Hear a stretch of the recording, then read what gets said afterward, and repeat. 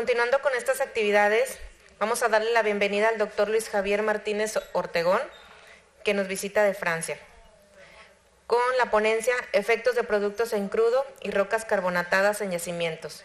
El doctor Martínez es profesor titular en la Universidad de Estrasburgo. Y pues, bienvenido, doctor. Adelante. Gracias.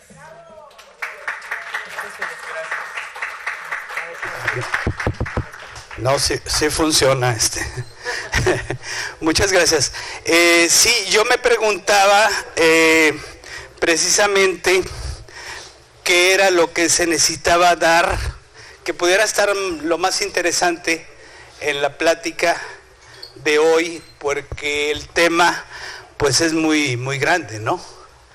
Entonces, hemos hecho algunos trabajos aquí en México y voy a tratar de adaptarlo más bien a las experiencias que hemos tenido.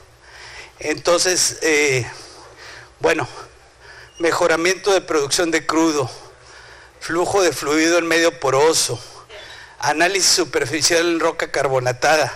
Pues es un mundo, ¿verdad? Entonces, bueno, voy a tratar de darle un enfoque, digamos, más práctico, más que teórico, ¿no? Claro, como va a haber un poquito de modelado también, pues vamos a entrarle a las cuestiones teóricas, ¿no? Pero al mismo tiempo voy a tratar de ver, de decir, o por lo menos de mencionar, de discutirlo con ustedes también, ¿verdad? Se valen todas las preguntas, claro, de todos los problemas que podríamos tener de riesgo, ¿verdad? Y de interpretación. Bueno, a ver si les sé.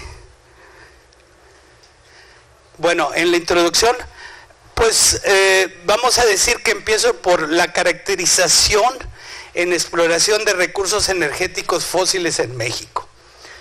Podríamos decir que tenemos tres tipos de recursos energéticos fósiles. Carbón, gas, petróleo. Y lo que pasa es que todo está ligado, ¿verdad? Podemos sacar el carbón, pues es una roca madre también. Es un medio no convencional, de acuerdo, pero es una roca madre. Entonces, yo les propongo lo siguiente. Vámonos desde el norte hasta el sur de México. Nosotros nos ha tocado trabajar desde el norte hasta el sur de México porque pues nos hemos llevado algunos muchachos a la Universidad de Estrasburgo a hacer sus estudios y nos han llegado con problemas muy bonitos, ¿verdad? Que no siempre hemos podido resolver, sinceramente, inclusive que nos dan más preguntas que respuestas. Entonces, bueno, yo vengo de EOST, está en Estrasburgo, en Francia. EOST es Escuela y Observatorio de Ciencias de la Tierra. Son observatorios y los franceses tienen observatorios en el mundo entero, de todos tipos, pero también geoquímicos. Ellos están observando, digamos, por ejemplo, el nivel del mar todos los días por satélite, ¿verdad? Están observando cuando tiembla, ¿verdad? Por ejemplo, cuando hubo los terremotos por acá, por México, bueno, pues se vienen luego. Pero digo, están distribuidos en todo el mundo. Y tengo la suerte de trabajar con ellos y eso me permite tener, digamos, de ver el problema un poquito de afuera, ¿no? Ya ven que aquí en México se preocupa uno más por cuestiones muchas veces más prácticas, vamos a decir, que muchas veces cuando está uno en una universidad se preocupa muchas veces por las cuestiones teóricas, ¿no? Entonces, para poder dejar en claro, digamos, un poquito más mi presentación, pues sería también entre el norte y el sur, pero pasando por el Golfo de México, ¿verdad? Bueno, entonces, me tocó la suerte de estar invitado por el CONACYT, en programas CONACYT-CENER, sobre, pues, el Centro Mexicano de Captura, Uso y Almacenamiento de CO2. Y entonces nos preguntábamos, bueno, pues ¿qué andan haciendo los mexicanos, verdad? Con un centro de captura de CO2. Bueno, pues lo que pasa es que firmaron un convenio internacional, ¿verdad?, en la COP21, pues para las cuestiones de cambio climático que son muy importantes, ¿no? Y entonces nos preguntábamos si se trataba de la recuperación asistida con CO2. ¿Por qué? Porque México es uno de los principales países que tiene recuperación asistida, que han trabajado en recuperación asistida desde hace mucho tiempo, y que se puede criticar todo lo que ustedes quieran, pero México tiene, como quiera, es uno de los países que ha hecho pilotos a nivel de la recuperación asistida. Pues tienen simplemente en Cantarell, fue uno de los principales mega almacenes, ¿verdad?, en donde se hizo recuperación asistida de todo tipo. Se le inyectó todo lo que se quiso, ¿verdad? Pero al mismo tiempo, bueno, cuando lo estudiamos, ¿verdad?, Cantarell, pues nos dimos cuenta de que en realidad la roca madre, el titoniano, la pimienta, ¿verdad?, pues también tiene sus características un poco especiales, ¿verdad? Son sistemas muchas veces que se dicen no convencionales. Y hemos hecho cosas teóricas, ¿verdad?, como por ejemplo fracturar teóricamente la roca madre de Cantarell para ver si se vuelve a llenar. Y hemos encontrado cosas increíbles. Se puede volver a llenar Cantarell si se fractura, por ejemplo. O sea, hay cosas muy bonitas teóricas, ¿verdad?, con todos los problemas de seguridad y de riesgo en equivocarse en las interpretaciones. Bueno, ¿y por qué? Porque pues viene lo que se llama la utilización de bonos carbón, ¿verdad? La utilización, México firmó, entonces los bonos carbón que tiene México, pues va a tener que entrarle. Es decir, que hace algunos años un bono carbón, una tonelada de CO2, pues te costaba 14 euros. Tú la produces, tienes que pagar 14 euros. Tú la almacenas, te dan 14 euros. Pero con la COP, después hasta la última, ¿verdad?, ya subió a 70 euros. Entonces es un bolón de dinero. Es una cosa muy grande que va a tener que enfrentar México, y nos preguntábamos justamente si de eso se trata con un centro mexicano de captura, uso y almacenamiento de CO2. Entonces, claro, cuando nos invitaron como evaluadores, pues nos dijeron también, podrán participar investigadores, investigadoras, claro, también, estudiantes, especialistas de las áreas científicas, jurídicas, ambientales, energéticas, sociales, todos, vaya, pueden participar a eso. Pues lo único que se necesita es que tengan capacidades y competencias para desarrollar las funciones y actividades referidas en las áreas de conocimiento establecidas. Entonces, una de las cosas por la que tengo mucho gusto de venir aquí con ustedes, ¿verdad?, para platicar, es eso. Es decir, bueno, entre todos podemos ayudar a México a ir mejor con los recursos que tenemos. Entonces yo me pregunté, efectos de productos en crudo y rocas carbonatadas en yacimientos. Bueno, pues es una de las riquezas mexicanas. México es uno de los países que tiene más carbonatos en el mundo. Los espesores son enormes. Y cuando se dice, oye, estoy platicando con la CNH, por ejemplo, porque están haciendo las litotecas, dije, bueno, pues ¿cuántos pozos tienen? No, pues México tiene 44,000 pozos en las litotecas, en las cuales están descritas los espesores carbonatados. ¿Se imaginan de la riqueza de información que tiene México? Desde el norte hasta el sur del país. ¿Para qué?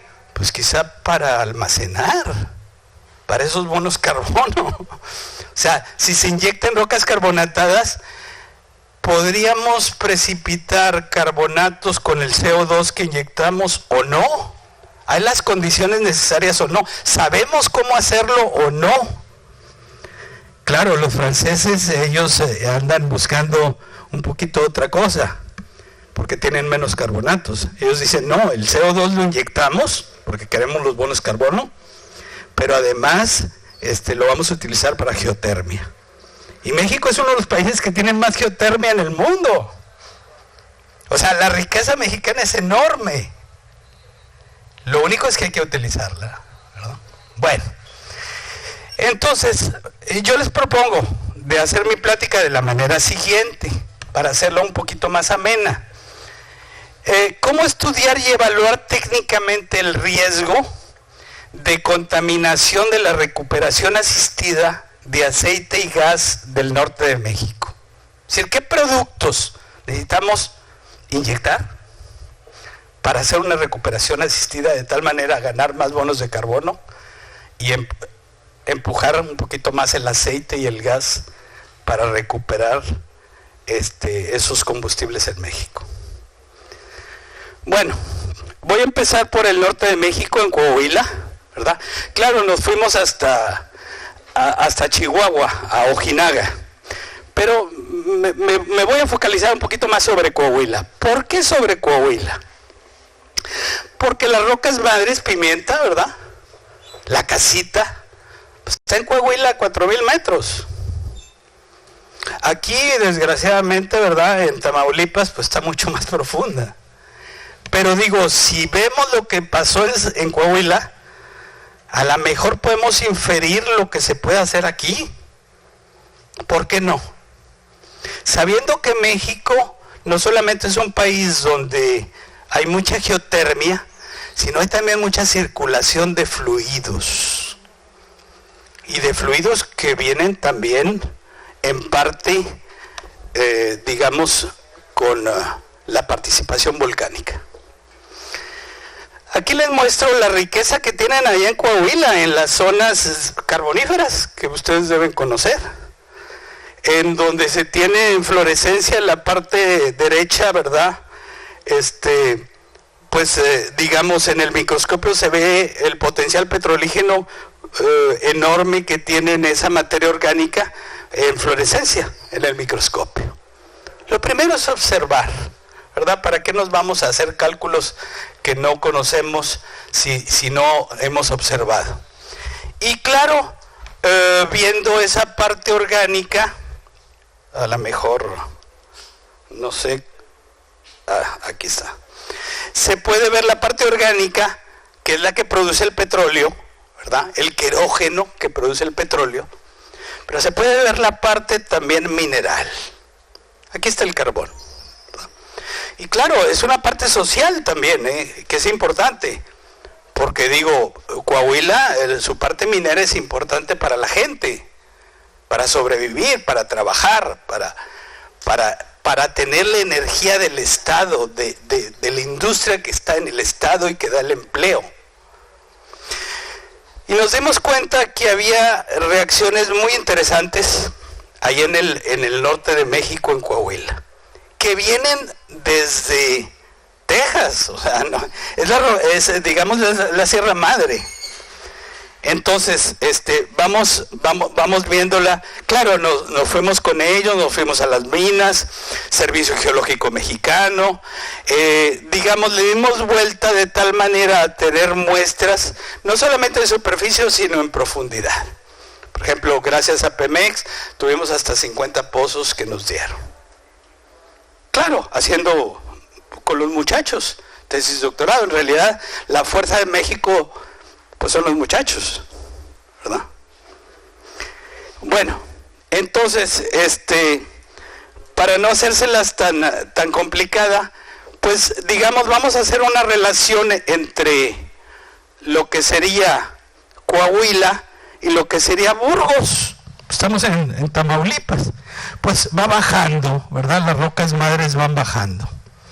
y hacemos, digamos, una diferencia entre las rocas madres, que son las que producen, y las rocas almacén, que son las que almacenan. Ese es el sistema convencional, sistema clásico, ¿verdad? Entonces nos dimos cuenta de que en realidad la riqueza de México pues es muy grande, y fíjense nada más en los shale gas en Sabinas, Coahuila. Vamos a hablar de la casita, es pimienta, la que tienen ustedes aquí en la faja de oro, abajito del Abra, la tienen esa pimienta. Y fíjense la cantidad de información que se tiene nada más con el puro microscopio. Le decía yo al director de la CNH, les estamos dando aquí en esa diapositiva, así tan simple como la ven, la proporción de gas y de aceite que tiene la roca madre. El gas es la bolita, fíjense, el aceite es el resto. Eso nos da ya simplemente cuando se llenó el almacén, las proporciones de gas y de aceite con la que se llenó el almacén. Estaba yo viendo en la plática excelente que se tuvo ahorita en la mañana, ¿verdad?, sobre las propiedades interfaciales, ¿verdad?, de capilaridad, en donde se veía la facilidad o la dificultad con la cual podía desplazarse los fluidos dentro de la porosidad. Bueno, pues se pueden medir allí, ¿verdad?, pero en trifásico. La naturaleza nos los da, nos lo está dando en México. O sea, no en todos lados tienen ustedes ese tipo de cosas. Claro, si le pegan ustedes a la bolita que tienen los gases ahí, pues se dan cuenta que hay también hidrógeno. Fíjense, en México hay también hidrógeno natural, producido por las interacciones entre la roca carbonatada, el agua y el petróleo que se está produciendo. Bueno, la fracturación, para decirles, este es un cristal de fluorita, ¿verdad? México es un productor de fluorita. Tienen todas las minas por allá. Entonces estamos entrando no solamente en la cuestión energética, ¿verdad?, por cuestiones de petróleo, de gas, de carbón, pero sino también minera. México es uno de los países productores mineros más grandes del mundo. Bueno, entonces, ¿qué es lo que pasa? Si nos vamos al sur, vámonos al sur, aquí cerca, vamos a decir que por aquí, más o menos, entra el Rift, el que abrió el Golfo de México. Y es una parte en donde la corteza, bueno, pues dejó por medio del calor salir muchos fluidos para abrir el Golfo de México, y permitió también hacer circular la sal y tener las trampas de petróleo que se tienen en el Golfo de México. Pero eso llega hasta la faja de oro, Vamos por acá. Pero vamos hablando más bien, la faja de oro parece que es confidencial, entonces vamos a dejarla a un lado. Vamos hablando más bien de esta parte donde está Cantarell, ¿verdad? Entonces se tiene una parte en el Golfo de México, el offshore, y se tiene una parte en onshore. Y fíjense todas las muestras que agarramos. Claro, fue Pemex con un proyecto ahí que se tuvo de inclusión de fluidas. Y fíjense las inclusiones fluidas que tenemos ya aquí en el Golfo de México, siempre con la proporción de aceite y de gas que se tiene en el Golfo de México. Y si ustedes hacen los análisis con espectroscopía Raman, por ejemplo, se dan cuenta que las composiciones que se tienen en el gas no solamente son de CO2, de CH4, pero también de HO2S, y es volcánico. Pero esas las tienen en todo México, y quiere decir que las reacciones de sulfatorreducción que se tienen desde el norte de México hasta el sur, pues se tienen en todo México. Nos fuimos hasta Mérida, y vimos inclusive el pozo del Chicxulub, el meteorito que cayó allá en Mérida. Y se tienen también las reacciones ahí, y se tiene producción de petróleo también en Mérida, y debido en parte a la caída del meteorito. Bueno, en todo caso, se puede ver que hay una diferencia, ¿verdad?, en la composición y en la calidad de los aceites, entre, por ejemplo, aceites ligeros en Caparroso, pero aceites más pesados en Níspero. ¿Por qué? Porque el flujo de calor son diferentes entre el Golfo de México y la parte continental, ¿verdad? Y entonces las reacciones son, la cinética de esas reacciones es un poco diferente. Bueno, entonces, ¿qué es lo que pasó? Pues hicimos un acuerdo de cooperación internacional entre las universidades de México, algunas, no todas, porque no se puede hacer todo, universidades europeas en España, en Francia, para poder tener intercambios, sobre todo con estudiantes. Y es por eso que estamos aquí, ¿verdad? Es por eso que estamos haciendo este tipo de trabajos.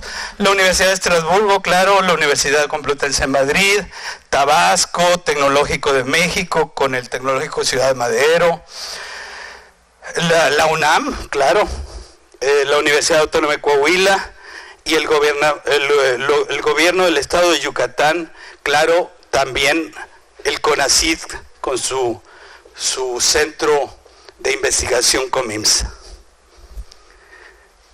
Y entonces, a partir de todas esas colaboraciones, bueno, pues me propongo de platicarles un poquito cómo estudiar y evaluar técnicamente el riesgo de contaminación por fracturación de los shales de aceite y gas en el norte de México. Pero claro, el riesgo de contaminación, yo estoy hablando de inyección del CO2 para sacarle a los bonos carbono, ¿verdad? Pero si ese CO2 nos vuelve a salir, ¿verdad?, y empieza a contaminar, pues sale peor. Entonces, ¿cómo hacerle para poder estudiar ese tipo de cosas? Sabiendo que el centro de captura del CO2 normalmente debería estar en Poza Rica, ¿verdad?, para inyectar en el Abra. Y yo les decía a algunos de los compañeros aquí que en realidad en el Abra pues no es una roca almacén, es una roca madre. Y la vimos, ¿verdad?, en el microscopio. Entonces se trata de estudiar, ¿verdad?, si se quiere inyectar, pues los querógenos de la materia orgánica sedimentaria. Estamos hablando entre 1987 y el 2018.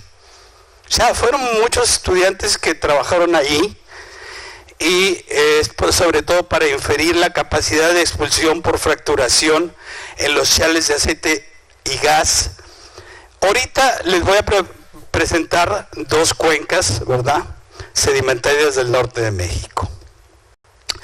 Y bien, evidentemente hicimos los aspectos cinéticos para ver la expulsión del shale mexicano.